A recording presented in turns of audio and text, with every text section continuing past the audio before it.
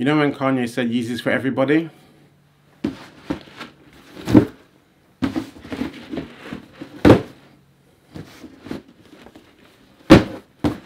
He was serious.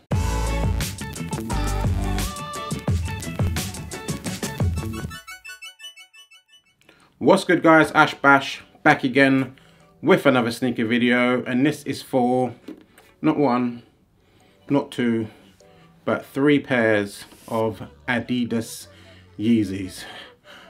Goddamn. So yes, I've had a recent massive Yeezy haul, and it's just so crazy to see because, like, I remember, not back in the day like it was 10 years ago, but when the first set of Adidas Yeezys were coming out, it was L after L after L, so hard to get.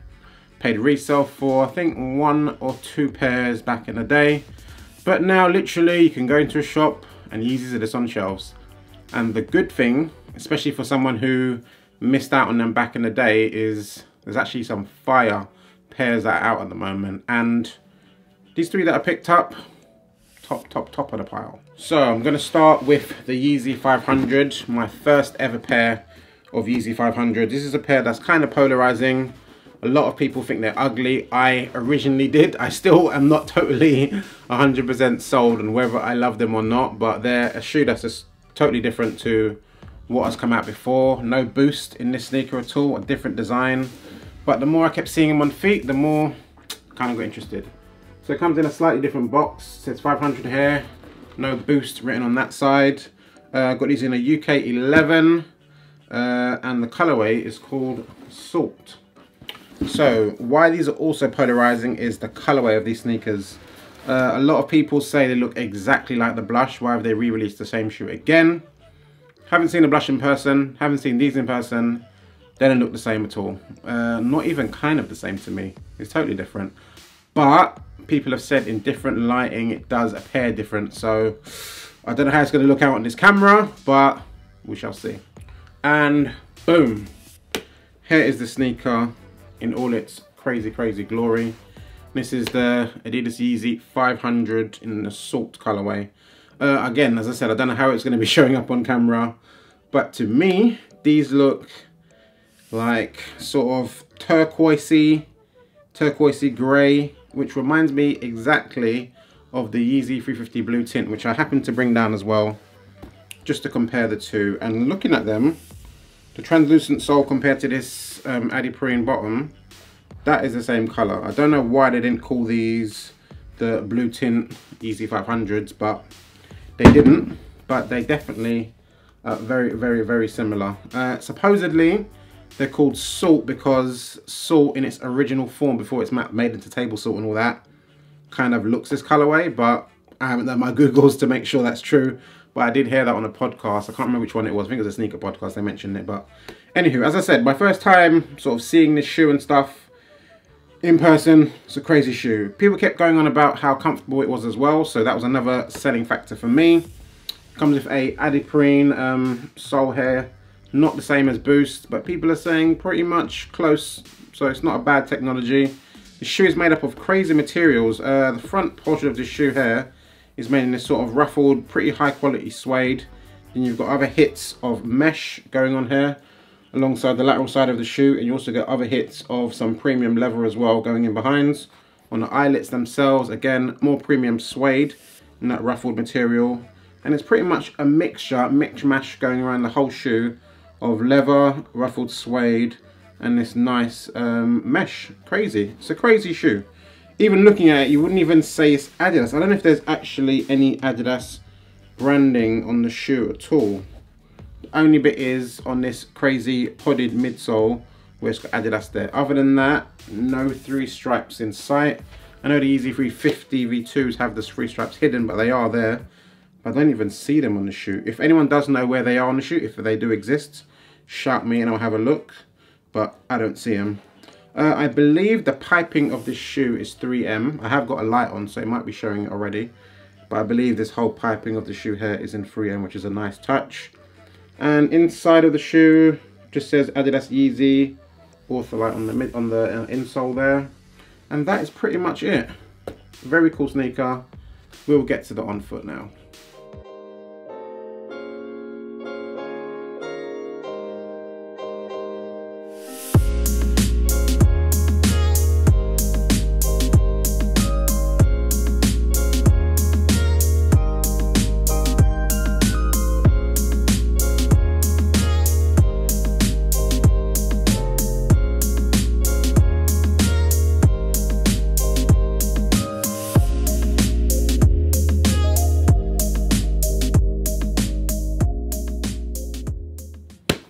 And we're back with sneaker number 2, and it is the Yeezy 350 V2 Zebra, aka the best Yeezy ever made. I think Adidas wise anyways, I'm not sure if I can put it over the Nikes, but I just love this colorway so much. I was super duper pissed over the years, well, it wasn't that long, it wasn't that years, but over the time where I took an L on these, and I was so gassed when I heard there was a restock. People were moaning about the restock because I believe they technically restocked already.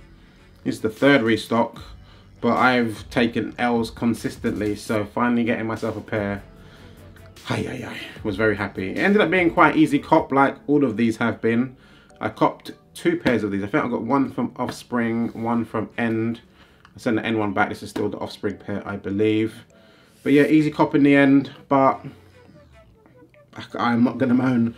I was very close to keeping both pairs, but how I rock my sneakers is very rare that I actually get them that dirty, so I didn't actually take it back. But yeah, the standard 350 V2, that crazy pattern on it, which you get with all the 350 V2 except for the plain ones. White stripe on here, supply 350 written backwards on this side, the other side is written the normal way around. Unlike the original V2s, this has the pull tab on the back of the shoe here.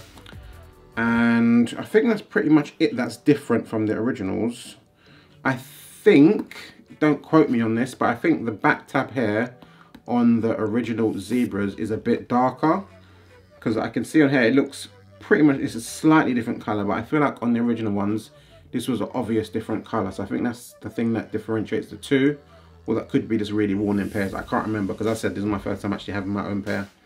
But yeah, got these in a UK 11, which seems to be my size that I go for these days in all Yeezys. 10.5 is what I have in my original 3 purchases. They do fit me fine, but it's a little bit, tiny bit too snug. So this gives me that little bit extra room.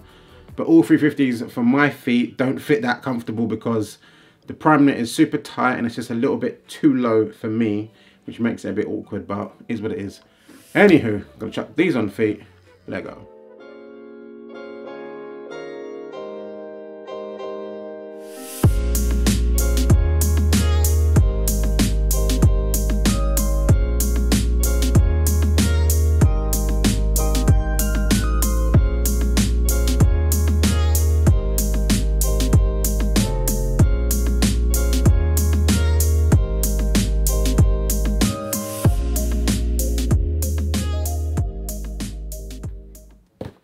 And we're back with the 3rd pair, which is the Yeezy 350 V2 in the Sesame colorway.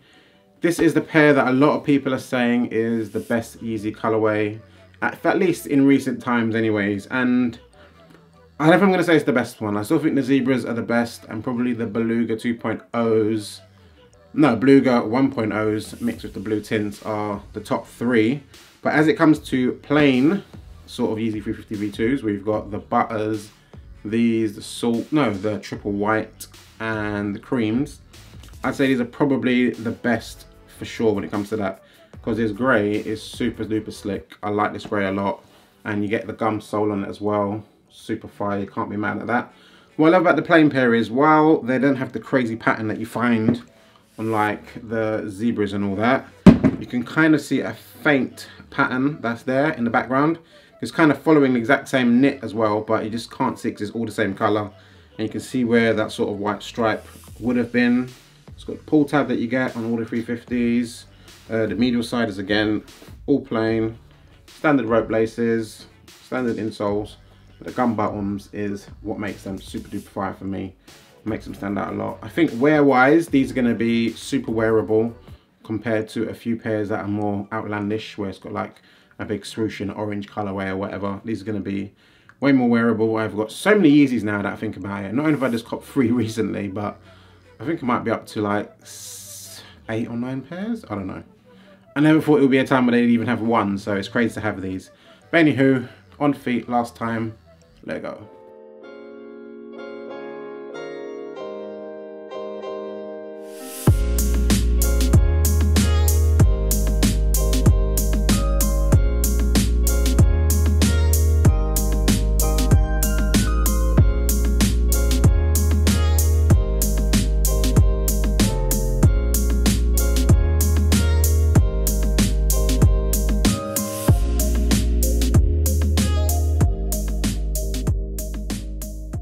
So we're back.